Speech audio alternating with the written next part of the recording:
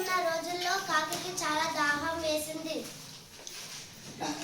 నీళ్ళ కోసం ఎగురుతూ పోయింది, కానీ దొరకలేదు. చివరికి ఓ బావి చూసింది. ఆ బావి దగ్గర పోయి చూస్తే చాలా లోతుగా ఉన్నాయి నీళ్లు.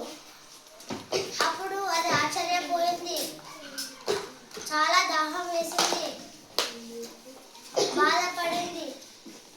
అంత చూస్తూ ఓ కుండ చూసింది. ఆ కుండ దగ్గరకు వెళ్ళి చూస్తే నీళ్లు చిన్నగా ఉన్నాయి. ఏం చేయాలో అర్థం కాక దాన్ని కుండను గుద్దుతూ అది ఇంకా ఆ పని వర్కౌట్ కాలేదు. అప్పుడు కొద్దిసేపు అయిన తర్వాత ఒక గులకరాలు చూసింది.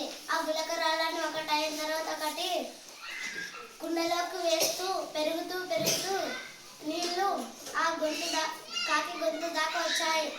అప్పుడు ఆ కాకి నీళ్లు తాగి దాని గుండెను బాగా కడుక్కొని హాయిగా ఎగిరిపోయింది.